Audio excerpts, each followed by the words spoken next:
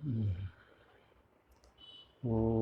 मूकं करोति वाचालं पङ्गुं लङ्घयते गिरिं यत्कृपातमहं वन्दे परिमानन्दमाधवम्। गुरुर्ब्रह्मा गुरुर्विष्णु गुरुर्देवो महेश्वरां गुरु साक्षात् परं ब्रह्म तस्मै श्रीगुरुवे नमः। सर्वे भवन्तु सुखिनः, सर्वे सन्तु निरामया, सर्वे भद्राणि पश्यन्तु मा कश्चित् दुःखभाग् भवेत्। ॐ शान्ति शान्ति।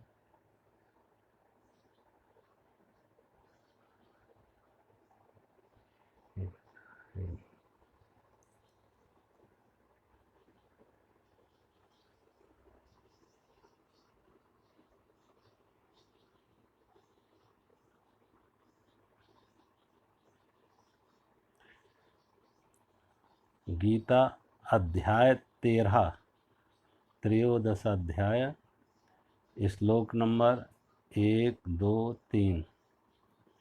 क्षेत्र क्षेत्रज्ञ विषय। क्षेत्र क्षेत्रज्ञ विषय।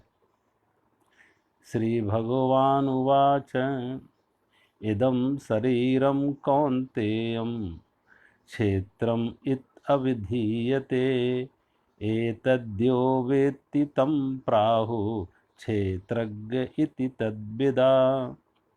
उसके पश्चात श्री कृष्ण भगवान बोले, हे अर्जुन, ये शरीर क्षेत्र है और इस नाम से कहा जाता है, और इसको जो जानता है उसको क्षेत्रज्ञ इस नाम से उसके उनके तत्व को जानने वाले ज्ञानीजन कहते हैं। शरीर क्षेत्र है और इसको जानने वाला क्षेत्रज्ञ है।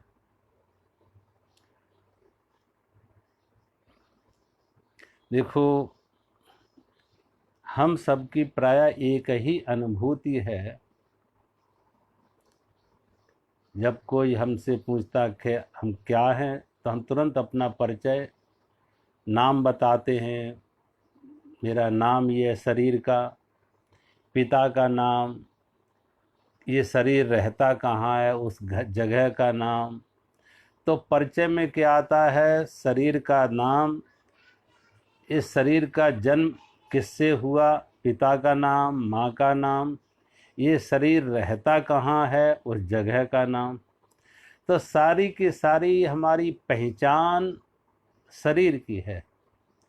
इसलिए शरीर के साथ हमारा तादात्म्य बड़ा सहज हो गया। जब हमें जब शरीर को भूख लगती है तो हम कहते हैं मुझे भूख लगती है। जब शरीर को प्यास लगती है तो हम कहते हैं मुझे प्यास लगी है। जब शरीर को कोई तकलीफ होती है तो हम कहते हैं मुझे तकलीफ है।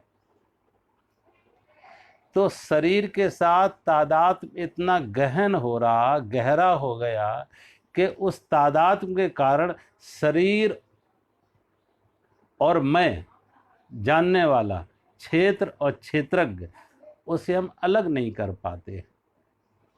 भगवान श्री कृष्ण कह रहे हैं ये शरीर जो हम देख रहे हैं पंच तत्वों का बना हुआ है, छित जल पावक गगन समीरा, पंच रचित ये अधम शरीरा। तो ये पंच भौतिक तत्वों का बना हुआ शरीर, इसमें पृथ्वी का अंश है कि हम भोजन करते हैं, इसलिए शरीर को अन्नमय कोश भी कहते हैं। अन्नमय कोश का अर्थ है कि अन्न से, हमने जो अन्न खाया है उसी अन्न से मांस मज्जा बना, रक्त बना, हड्डियां बनी। तो शरीर ये क्या है? अन्न से बना है। जिस अन्न से बना तो इसको हम कहते हैं अन्नमय कोश भी कहते हैं। और इसमें पानी का अंश है, पृथ्वी का अंश है, हवा वायु का अंश है, आकाश का अंश है, अग्नि का अंश है। अब जब शरीर की मौत हो जाती तो क्या होता? कुछ पृथ्वी का अंश है वो पृथ्वी में मिल जाता, सड़ गल के या जला के। वो पृथ्वी का अंश है वो राख बन जाती है। कुछ जल का अंश है वो जल में मिल जाता है। हवा हवा में मिल जाती है, आकाश आकाश में मिल जाता है। और शरीर जब मौत होती है तो आदमी कहते नहीं है इसके अब शरीर ठंडा हो रहा, ठंडा होने का अर्थ है यानी मौत। उसके अंदर जो सूर्य की ऊर्जा थी, ताप था, अग्नि थी, वो खत्म हो रही, शांत हो रही। तो पंच तत्वों का बना हुआ है, अन्न का से बना हुआ अन्नमय कोश है इस शरीर को। अब इस शरीर में जो हो रहा है वो जानने वाला कौन है? शरीर में जो भी हो रहा है उसको जानता कौन है? शरीर को देखो, घटना शरीर पर घटती है, सुख और दुख की अनुभूति शरीर पर होती है। दर्द शरीर को होता, रोग शरीर में आया, पीड़ा शरीर को हुई, लेकिन शरीर को पीड़ा नहीं। ऑपरेशन शरीर को होगा लेकिन शरीर को दर्द नहीं होता, दर्द किसी और को हो रहा है। दर्द मन को हो रहा है, दर्द उसके साथ चेतना जुड़ी इसलिए हो रहा। तो क्षेत्र अलग है, क्षेत्रज्ञ अलग है, घटना कहीं और घट रही, लेकिन उसके साथ संबंध बनाने से, तादाद बनाने से। आज डॉक्टर क्या करते हैं? डॉक्टर अब शरीर यही शरीर है, लेकिन जब शरीर मौत के बाद क्या होता है, जलाते हैं तो कोई दर्द नहीं होता। डॉक्टर क्या करते हैं? एनेस्थीसिया दे दिया, बेहोश कर दिया।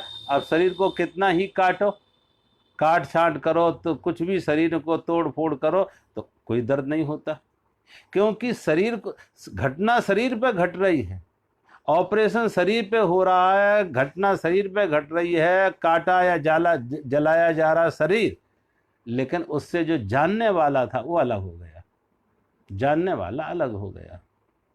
तो जो जानने वाला है उसी को भगवान कहते हैं क्षेत्रज्ञ, और जहां घटना घट रही है उसे कहते हैं क्षेत्र, शरीर को कहते हैं क्षेत्र। तो क्षेत्र अलग है और क्षेत्रज्ञ अलग है। जो इस अलग क्षेत्रज्ञ को जान लेते हैं, उस जानने वाले को जान लेते हैं, उसे अलग तादाद में तोड़ के अलग कर लेते हैं, वो दुख सुख से मुक्त हो जाता, दुख सुख से मुक्त हो जाता है। और कभी कभी आप देखें, रमन महर्षि के जीवन की घटना, कहते हैं रमन महर्षि को कैंसर का ऑपरेशन हुआ, और जब कैंसर का ऑपरेशन हुआ, डॉक्टर उनके पास आते हैं ऑपरेट करने, तो डॉक्टर उनको एनेस्थीसिया देने लगे। तो रमन महर्षि ने पूछा, आप मुझे एनेस्थीसिया देके बेहोश क्यों करना चाहते हैं? आप बेहोश क्यों करना चाहते? डॉक्टर ने कहा, मैं बेहोश आपको इसलिए कर रहा कि आपको दर्द बहुत होगा, आपको दर्द बहुत होगा जिसे आप सहन नहीं कर पाएंगे। तो रमन महर्षि ने डॉक्टरों से पूछा, क्या डॉक्टर आपको भी दर्द होगा? जब इस शरीर को आप काट छांट करेंगे, ऑपरेट करेंगे, तो क्या आपको भी दर्द होगा? तो डॉक्टर ने कहा, मुझे क्यों दर्द होगा? शरीर आपका है, दर्द आपको होगा, मैं तो दूर खड़ा देख रहा हूं, मैं तुम्हारे शरीर से अलग हूं। तो रमन महर्षि ने कहा, जैसे इस शरीर से तुम अलग हो, ऐसे मैं भी इस शरीर से अलग हूं, और जैसे तुम दूर खड़े होकर देख रहे हो, ऐसे मैं भी दूर खड़े होकर देख रहा हूं। जैसे तुम दूर खड़े होकर देख रहे हो, ऐसे मैं भी दूर खड़े होकर देख रहा हूं। जैसे तुम ये शरीर नहीं हो, ऐसे मैं भी ये शरीर नहीं हूं। जैसे तुम इस शरीर के दृष्टा हो, ऐसे मैं भी इस शरीर का दृष्टा हूं, मैं भी इसका साक्षी हूं, मैं इससे अलग हूं। और कहते हैं रमन महर्षि को बिना एनेस्थीसिया के, बिना बेहोश किए ऑपरेशन किया गया। अगर व्यक्ति अपना तादात्म्य हटा ले, तादात्म्य हटा ले, तो घटना शरीर पर घटेगी, लेकिन आप देखेंगे कि तादात्म्य ना हो तो दर्द से मुक्त हो सकता है। और जितना जितना तादाद, कम तादाद में है तो कम, ज्यादा तादाद में ज्यादा दर्द महसूस होगा, कम तादाद में है कम दर्द महसूस होगा, और तादाद बिल्कुल तोड़ लें तो दर्द की अनुभूति नहीं होगी, जैसे रमन महर्षि को नहीं हुई। कभी कभी आप देखें एक छोटा बच्चा, अभी उसे इंजेक्शन लगा नहीं और वो रोने लगता, डॉक्टर ने इंजेक्शन लगाने की तैयारी कर रहा है, इंजेक्शन देख के ही बच्चा रोने लगा, उसे दर्द होने लगा। लेकिन जब वो बड़ा हो जाता, प्रौढ़ हो जाता, और बड़े आराम से कह देता लगा दो, और वो अनुभव कर रहा है। कभी कभी आप देखो, आंख बंद करके आप खुद अनुभव कर रहे हैं कि जो इतना लंबी सुई लग रही थी कि बड़ा दर्द होगा, वो कुछ नहीं लगा, हल्का सा कोई जैसे मच्छर काटने जैसा, क्योंकि उस समय उसके आप साक्षी हैं, तटस्थ हैं, उससे तादाद तोड़ रखा है, तटस्थ भाव से, साक्षी भाव से उसे जान रहे। तो जैसे जैसे हम शरीर के साक्षी बनते हैं, उससे दूर हटते हैं, वो तादाद में टूटने लगता है, तादाद में टूटने लगता है। और जितना जैसे जितना जितना तादाद में टूटेगा, जितना जितना हम अलग होते जाएंगे, उतना हम दुख से मुक्त हो जाते हैं। कभी भी आप, अब भगवान कृष्ण ये कह रहे, ये दोहराने के लिए नहीं कह रहे कि दोहराने लगो मैं क्षेत्रज्ञ हूँ, मैं आत्मा हूँ ना। थोड़ा दैनंदिन जीवन में मान ले भूख लगी है तो महसूस करें कि शरीर को भूख लगी है, और मैं जान रहा हूँ शरीर को भूख। दिन हुआ, सूरज निकला, सुबह थी, शाम हुआ, दिन हुई, रात हुई, तो दिन और रात तो बाहर की घटना घट रही है, लेकिन जानने वाला अलग है। हम ये नहीं कहते मैं दिन हो गया और मैं रात हो गया, मैं सुबह हो गया और मैं जानने वाला हूं। मैंने सुबह भी देखी, हमने शाम भी देखी, हमने दिन भी देखा, हमने रात भी देखा, लेकिन मैं जानने वाला हूं, और घटना बाहर घट रही। ऐसे ही इस शरीर पे घटना घट रही है और मैं इसका जानने वाला हूं। शरीर पे बाल्यावस्था आई, वो मैंने देखी, शरीर पर जवानी आई, वो भी मैं देख रहा, शरीर बूढ़ा हो रहा, वो भी मैं देख रहा। शरीर को भूख लगी, वो भी मैं जान रहा। इसका अर्थ भूख लगी है तो शरीर को भोजन देना, लेकिन भूख लगी है वो भी महसूस कर रहा हूं कि मैं, शरीर को भूख लगी है और शरीर को भोजन दिया जा रहा है, उसका भी साक्षी हूं कि शरीर को भोजन दिया जा रहा है। शरीर थकान अनुभव कर रहा है, वो जान रहा हूं, और शरीर विश्राम में जा रहा है, वो भी जान रहा हूं। जैसे जैसे शरीर के व्यवहार के साथ, शरीर के साथ तादात्म्य तोड़ते हैं, तटस्थ भाव से, साक्षी भाव से हम उसके दृष्टा बनते हैं, साक्षी बनते हैं। दृश्य अलग है, दृष्टा अलग है, ज्ञेय अलग है, ज्ञाता अलग है। तो जब ज्ञेय और ज्ञाता के बीच में, दृश्य और दृष्टा के बीच में एक दूरी हो जाए कि ये शरीर दृश्य है, मैं दृष्टा हूं, ये ज्ञेय है, मैं इसे ज्ञाता हूं, ये शरीर से कर्म हो रहा है और मैं करता हूं। कर्ता अलग है और ये क्रिया अलग है। शरीर से जो कर्म हो रहा वो अलग, शरीर पे जो घट रहा है उससे अलग मैं इसका साक्षी हूं। तो इस साक्षी को अलग कर लो, इसे को भगवान कहते हैं क्षेत्रज्ञ। ये क्षेत्रज्ञ को अलग कर लो। और देखो आजकल कहते हैं ना, जितने रोग शरीर को होते, लेकिन डॉक्टर खाली शरीर का रोग नहीं करता, इलाज करता है, डॉक्टर मन का इलाज भी करता है। डॉक्टर खाली शरीर का इलाज नहीं, मन का इलाज करता है। अगर अभी ऐसे बहुत प्रयोग हुए हैं कि ये व्यक्ति बीमार हुए हैं, एक ही बीमारी 20 लोगों को है, 10 को दवा दी, 10 को खाली पानी दिया, 10 को दवा दी, 10 को खाली पानी दिया, लेकिन बराबर ठीक हुए। जो जिन्हें दवा दी वो भी उसी अनुपात में ठीक हुए, जिनको खाली पानी दिया था वो भी ठीक हुए, क्योंकि दोनों के अंदर विश्वास एक था कि हमारी दवा एक है, हमारी दवा एक है, अगर ये ठीक हो रहे तो मुझे भी ठीक होना है, मुझे भी ठीक होना है। इसलिए आप देखो, दवा से ज़्यादा रोगी का विश्वास काम करता है, दवा से ज़्यादा रोगी का विश्वास। इसीलिए दवा जितनी महंगी होगी ज़्यादा काम करेगा, डॉक्टर ज़्यादा फीस ले तो ज़्यादा काम करेगा। अब क्या, डॉक्टर, क्योंकि एक विश्वास बन जाता है, बड़ा डॉक्टर है, ज्यादा फीस ली है, बड़ा डॉक्टर है तो हम ठीक हो जाएंगे, दवा बहुत महंगी है तो मैं ठीक हो जाएंगे। अगर मुख्य बात है विश्वास, अगर ये विश्वास शरीर पे नहीं है, ये विश्वास मन में आ रहा है, विश्वास मन में आ रहा है।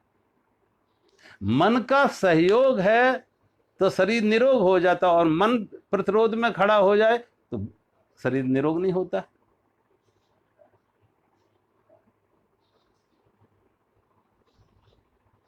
तमाम लोगों को आप देखें, तमाम लोग जो तमाम तरह की बीमारियां, कितने तरह के रोग आ गए,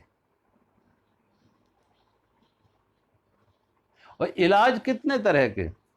यहाँ एलोपैथी भी है, नेचुरोपैथी भी है, होम्योपैथी भी है, आयुर्वेद भी है, यूनानी भी है, कितनी तरह की दवाइयाँ। और बहुत बतान आजकल तो ऐसे लोग हैं, ऐसे लोग भी बहुत हो गए जो रेकी जैसे कहते हैं डिस्टेंट हीलिंग।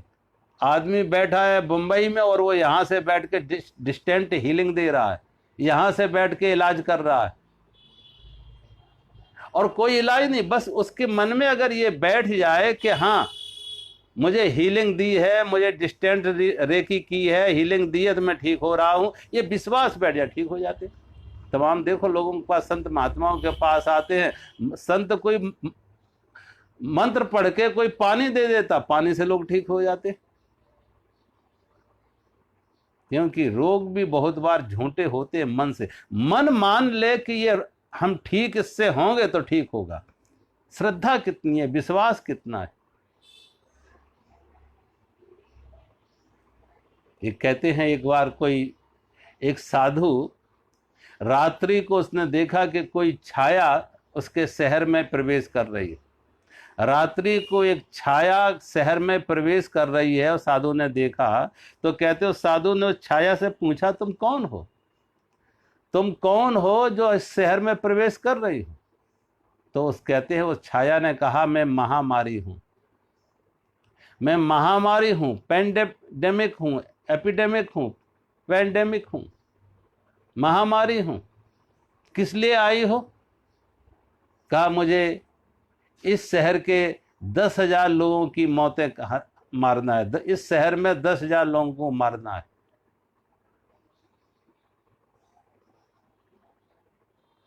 और वो भी बुरे लोगों को मारना है, 10,000 बुरे लोगों को मारना है।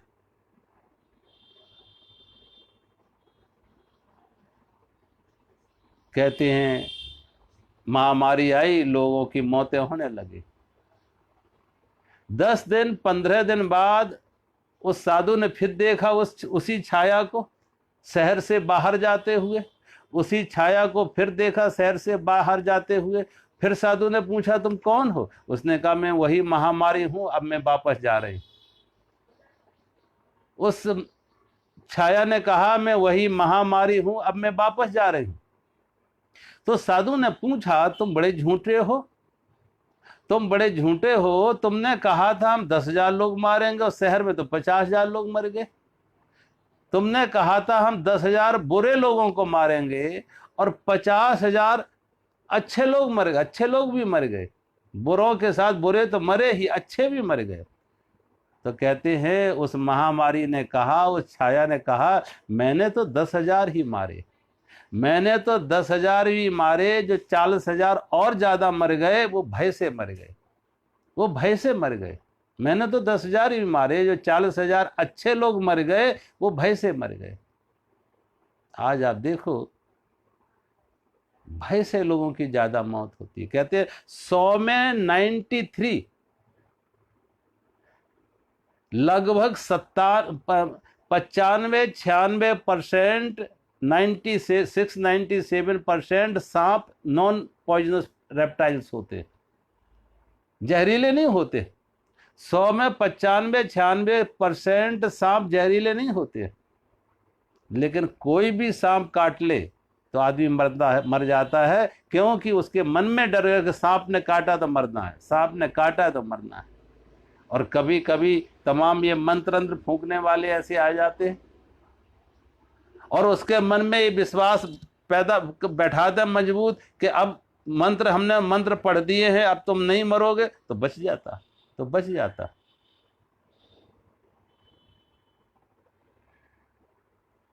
मुख्य बात है विश्वास की, कि अगर विश्वास है कि ये सांप जहरीला नहीं है तो जहर नहीं, और अगर मन में ये विश्वास है कि हाँ सांप जहरीला है, तो साधारण सांप भी, नॉन पॉइजनस भी अगर काटेगा तो भी मर जाएगा, कि उसके अंदर वो मौत जहर से नहीं मर रहा, वो भय से मर रहा है। सांप के विष से नहीं मर रहा, सांप के भय से मर रहा है। जितना मन में इस तरीके के, भगवान कहते हैं इसलिए ये मन का योगदान ज्यादा है, मन का ज्यादा है। शरीर के साथ जो मन जोड़ा है, इसलिए तरह तरह की लोग दूर बैठ के भी तंत्र मंत्र से, दूर बैठ के रेकी से डिस्टेंट हीलिंग कर दे, क्योंकि मन में विश्वास बैठ के मैं ठीक हो जाएंगे, तो ठीक हो जाता। और अच्छी से अच्छी दवा भी हो, अच्छी से अच्छी दवा हो, एक बार अगर जहरीला सांप भी काट ले और मन में विश्वास है कि मैं ठीक हो जाएंगे, तो ठीक हो जाता। जहरीला सांप भी काट ले, मन में विश्वास हो जाए कि मैं ठीक हो जाएंगे, क्योंकि ये मंत्र दे दिया गुरु ने, ये पानी पढ़ के दे दिया, ये मजबूत विश्वास हो जाए, दृढ़ विश्वास हो जाए, तो ठीक हो जाएगा। उसके अंदर प्रतिरोधक शक्ति जो है, रेजिस्टेंस पावर इतनी स्ट्रांग हो जाएगी कि वो जहर भी फिर काम नहीं करेगा। और मन कमजोर है तो बिना जहर के भी मौत हो जाएगी भय से।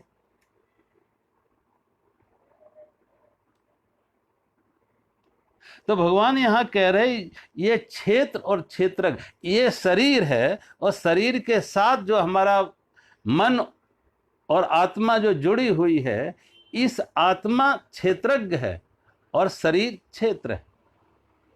और जब हम दोनों को एक साथ जोड़ देते हैं तो तादाद बना ले हो जाता, तो हम दुख सुख की अनुभूति करते हैं, तो हम दुख सुख की अनुभूति करते। हम कहते हैं मैं बूढ़ा हो रहा, हम ये नहीं कहते शरीर बूढ़ा हो रहा है, मैं बूढ़ा हो रहा हूं, मैं दुखी हूं, मैं अशांत हूं, मैं बूढ़ा हूं, मैं रोगी हूं।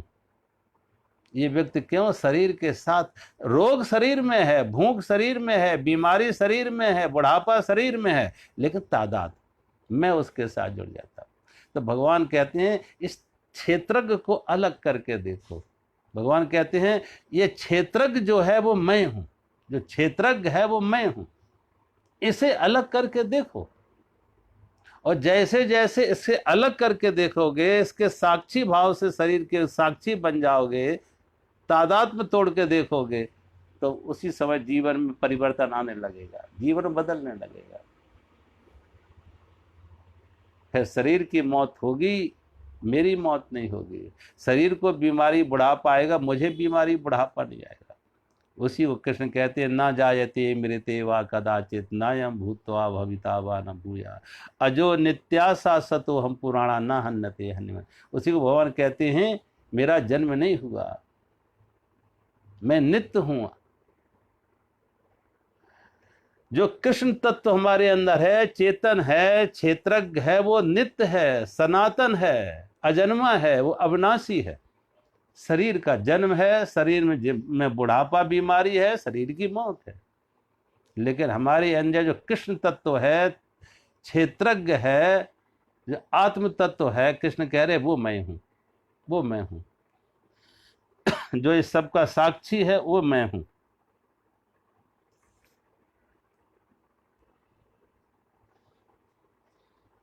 अगले श्लोक में भगवान कह रहे हैं क्षेत्रज्ञं चापि मां विद्धि सर्वक्षेत्रेषु भारत क्षेत्र क्षेत्रज्ञयो ज्ञानम यत् ज्ञानम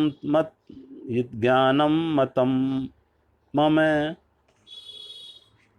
हे अर्जुन, सब क्षेत्रों में क्षेत्रज्ञ अर्थात जीवात्मा भी मुझे ही जान, और क्षेत्र क्षेत्रज्ञ का अर्थात विकार सहित प्रकृति का और पुरुष का जो तत्व से जानता है, वह ज्ञान वह ज्ञान है, ऐसा मेरा मत है।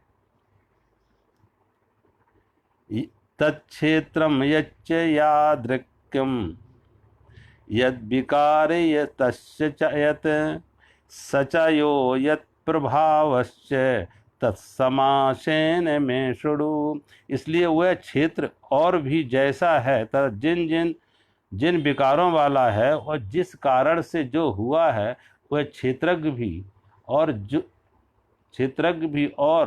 और जिस प्रभाव वाला है, वह सब संक्षेप में मुझसे सुन।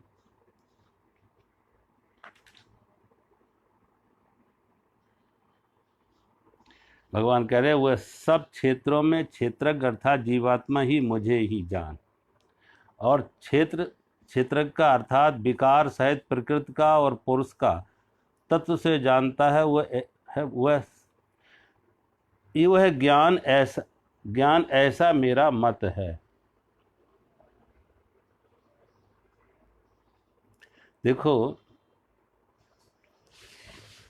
एक नदी में आप 100 घड़े डुबा दो, एक नदी में कितने भी घड़े डुबा दो, 10 घड़े 20 घड़े जितने घड़े डुबाओ, अब जब तक घड़े सभी नदी में डूबे हुए, लेकिन जब तक नदी वो घड़ा अपने को घड़ा मान रहा, घड़े की मिट्टी की वो दीवारें मान रहा है, तब तक हर घड़ा अलग अलग है।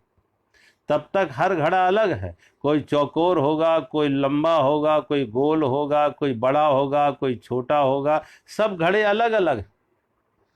कोई चौकोर होगा, कोई गोल होगा, कोई लंबा होगा, कोई छोटा होगा, कोई ऊंचा होगा, कोई नीचा होगा, सब अलग अलग। सबकी बाहर की आकृति, घड़ों की आकृति सबकी अलग अलग है। सब घड़ों की आकृति अलग अलग,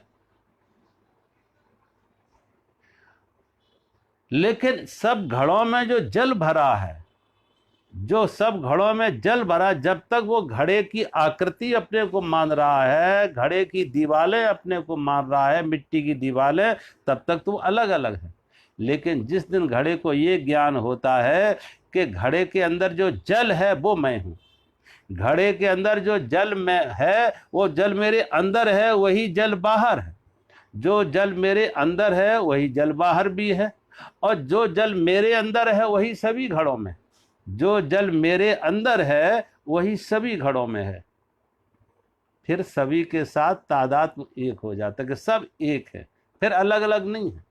जिस दिन क्षेत्र अलग है और क्षेत्रज्ञ अलग है, शरीर अलग है, शरीर का जानने वाला अलग है, शरीर में क्या हो रहा उसे हम जान रहे हैं, मन में क्या हो रहा उसे हम जान रहे हैं, शरीर में बीमारी बुढ़ापा जो हो रहा उसे मैं जान रहा हूँ, मन में शांत अशांत, अच्छे विचार बुरे विचार जो आ रहे उसका भी साक्षी हूँ।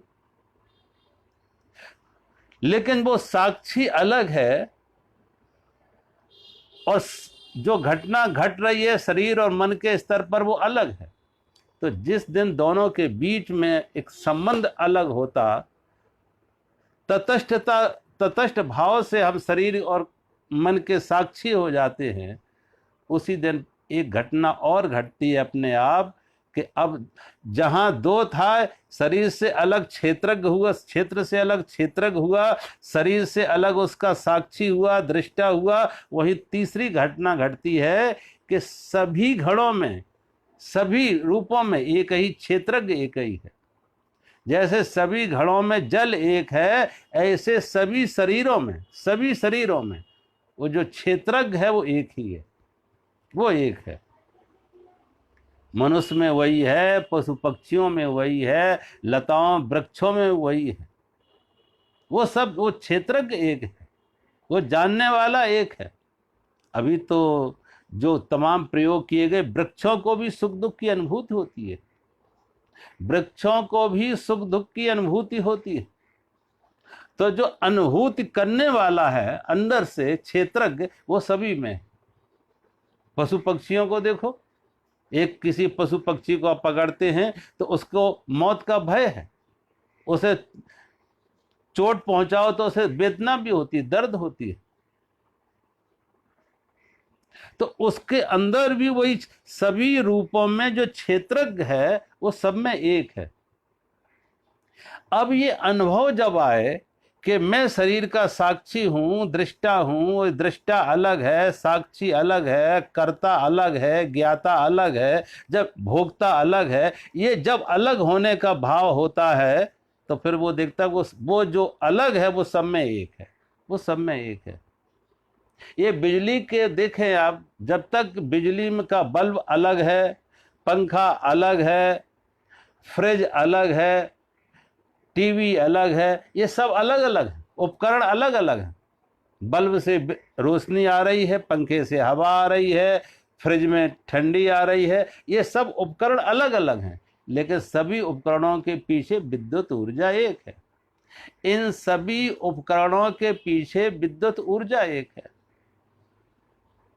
लेकिन अगर फ्रिज अपने को विद्युत ऊर्जा अगर अपने को बिजली मान ले, विद्युत ऊर्जा अपने को फ्रिज मान ले, विद्युत ऊर्जा अगर अपने को बल्ब मान ले, तो बल्ब फ्यूज होगा तो विद्युत ऊर्जा क्या में फ्यूज हो गई। बल्ब फ्यूज होता है, बिजली फ्यूज नहीं होती है। पंखा चलते चलते पंखा का मोटर गर्म हो जाए, खराब हो जाए, लेकिन बिजली खराब नहीं होती है। ये उपकरण अलग हैं, इन उपकरणों के पीछे जो ऊर्जा है वो अलग है। ऐसे ही शरीर अलग है, इंद्रियां अलग हैं, मन अलग है, लेकिन हमारा जो चैतन्य है वो चैतन्य शरीर, इंद्रिय, मन इनका साक्षी है, इनका दृष्टा है। ये दृश्य है, वो दृष्टा है। ये ज्ञेय है, वो ज्ञाता है, वो साक्षी अलग है। जब दोनों के बीच में हम तटस्थ भाव से आते हैं, तटस्थ भाव से, तो दोनों के बीच में एक दूरी हो जाती है।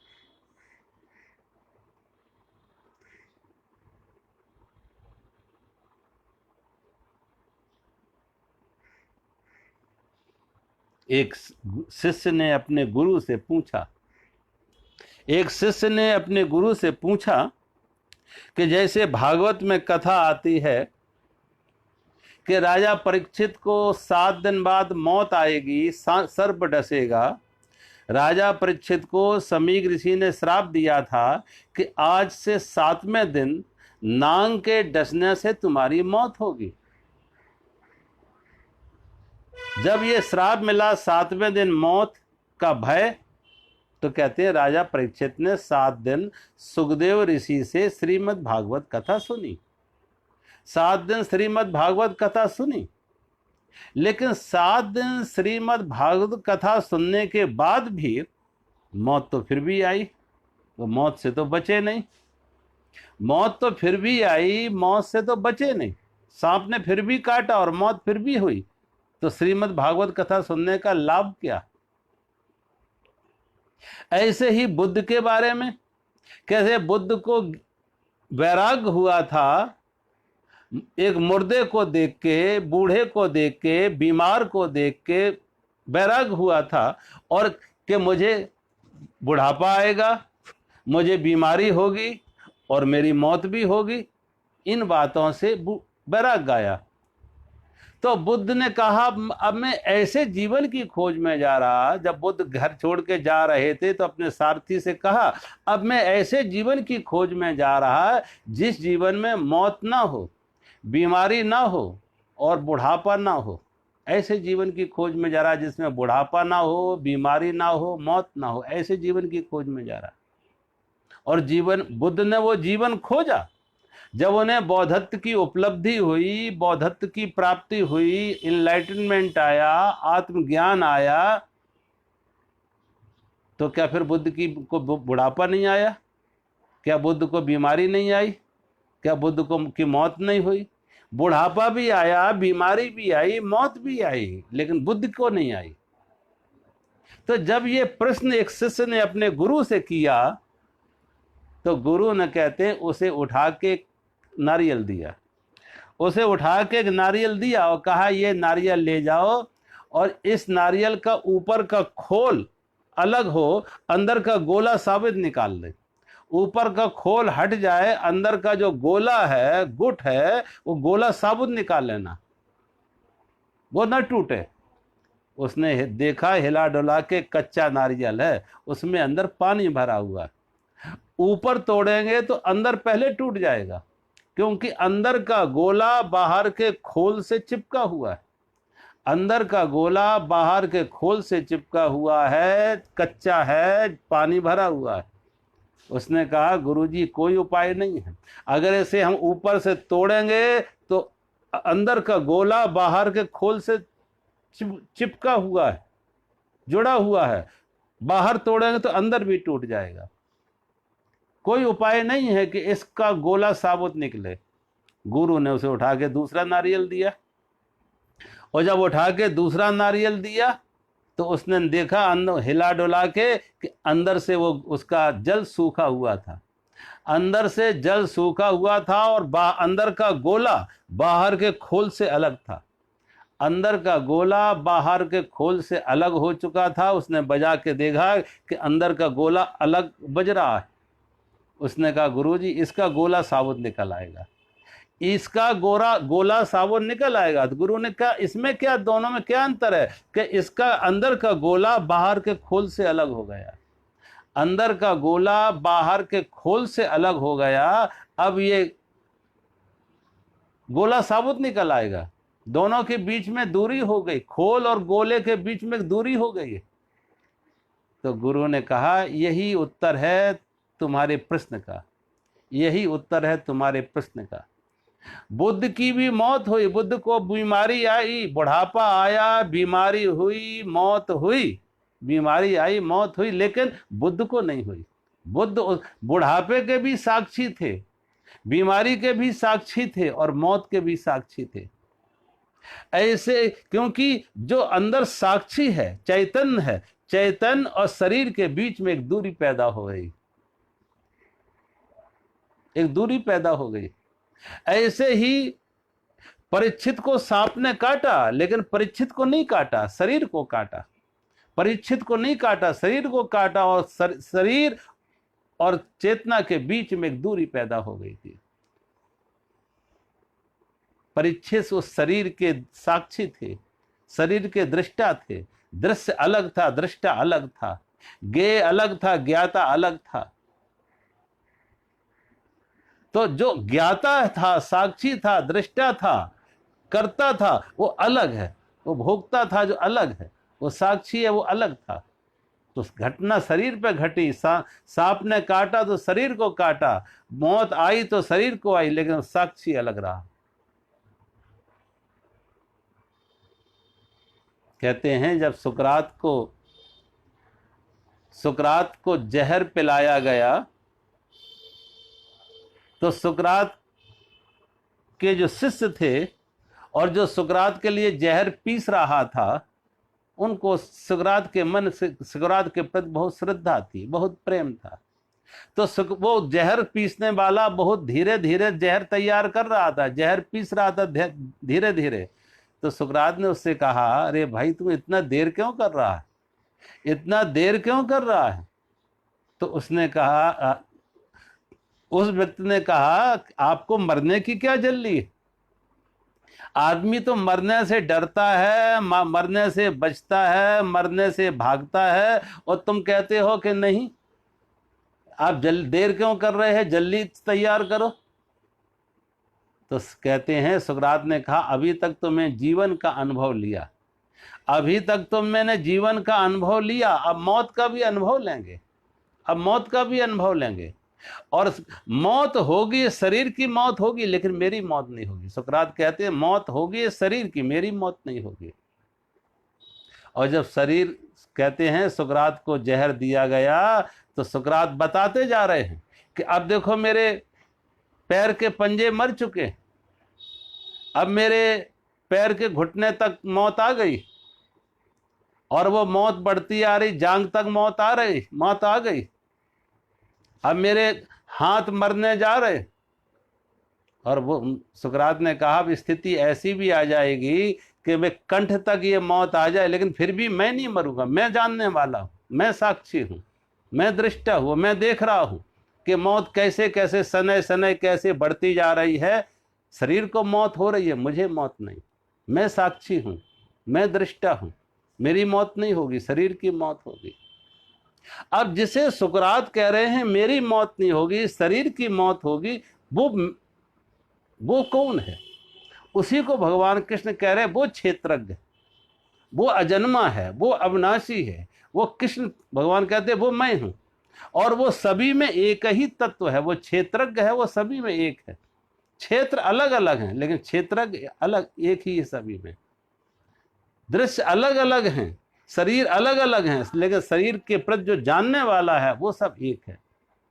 जैसे मैंने कहा ये तमाम बिजली, पंखा, बल्ब, फ्रिज, सब उपकरण अलग अलग हैं लेकिन उनके पीछे ऊर्जा एक है, एनर्जी एक है। भगवान कहते हैं जो क्षेत्रज्ञ है वो सब में एक है, और वो क्षेत्रज्ञ मैं हूं। भगवान कहते हैं वो क्षेत्रज्ञ मैं हूं, वो कृष्ण तत्व हमारे, और वो जो कृष्ण तत्व है हमारे अंदर, जो आत्म तत्व है, जो चेतन तत्व है, वो अजन्मा है, वो अविनाशी है।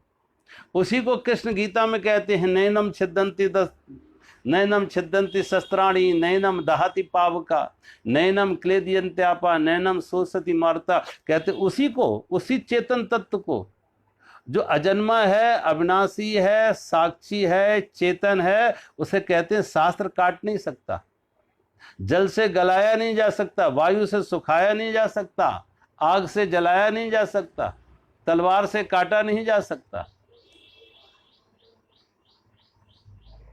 तो वो जो हमारे अंदर क्षेत्रज्ञ है, थोड़ा अब भगवान कहते हैं इसे ऐसे दोहराओ मत कि मैं आत्मा हूं, मैं आत्मा, दोहराने से बात नहीं बनती। दोहराओ मत, थोड़ा सा अभ्यास करो तटस्थ होने का। भोजन करें तो इस भाव से, शरीर भोजन कर रहा हूं, मैं देख रहा हूं, मैं साक्षी हूं।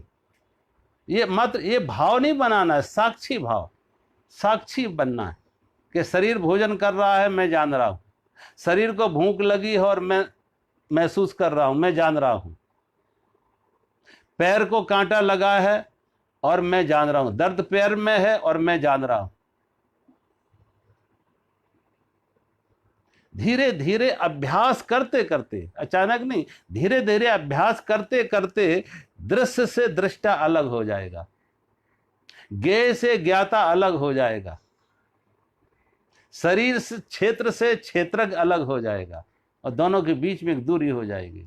फिर सूखे नारियल की तरह के जो गोला और खोल अलग हो जाए, ये शरीर खोल है और ये उस चेतना उसके अंदर गोले की तरह है, दोनों के बीच में एक दूरी हो जाएगी। फिर जो मौत होगी, बीमारी, बुढ़ापा आएगा, वो शरीर को आएगा, लेकिन उसका साक्षी जो चैतन्य है उसकी मौत नहीं होगी।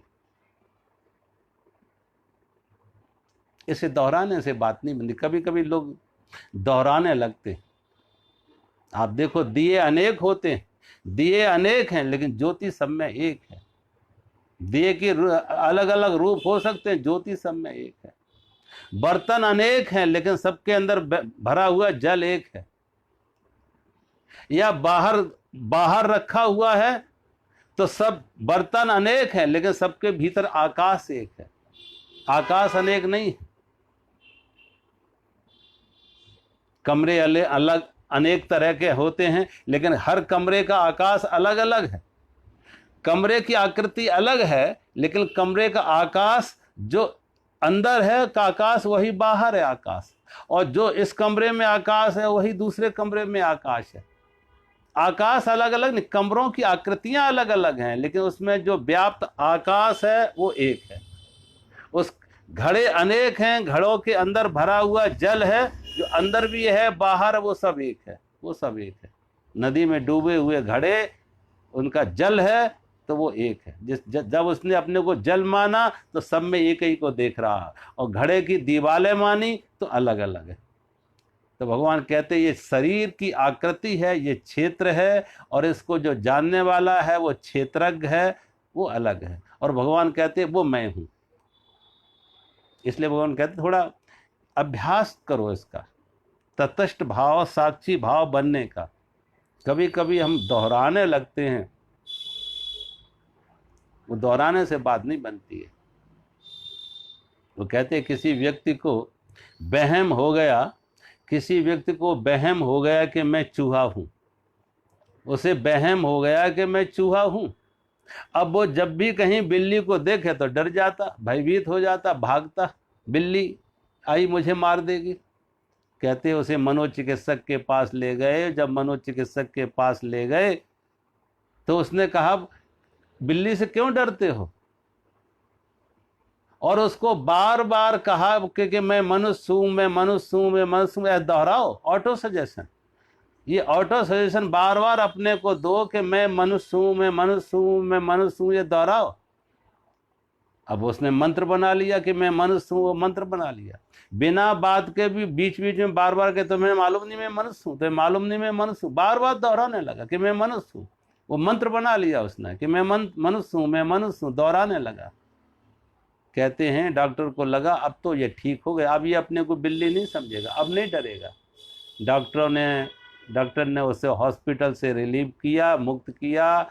घर जा रहा था जब वापस, तो सड़क पर देखा एक बिल्ली को सड़क पर सड़क क्रॉस करते देखा तो डर गया, भयभीत हुआ, भागा, और भाग के फिर डॉक्टर के पास आया, कांप रहा है, डरा हुआ है, कांप रहा है, सांस तेज चल रही। डॉक्टर ने कहा क्या हो गया? कहा सड़क पर बिल्ली है। कहा सड़क पर बिल्ली है। डॉक्टर ने कहा सड़क पर बिल्ली है लेकिन तुम तो आदमी हो, तुम तो मनुष्य हो, तुम बिल्ली से क्यों डरते हो? उसने कहा मुझे तो मालूम है कि मैं मनुष्य हूं, लेकिन ये बात बिल्ली को मालूम है। मुझे तो मालूम है कि मैं मनुष्य हूं, लेकिन ये बात बिल्ली को मालूम है कि मैं मनुष्य हूं। अब सोचो, ये जो ज्ञान है कि मैं ब्रह्म हूं, मैं आत्मा हूं, मैं चेतना, ये आरोपित ना हो, थोपा हुआ ना हो, अंदर से कोई अनुभूति से आए, और वो अनुभूति थोड़ा अंदर के अभ्यास से आएगी, होश से आएगी।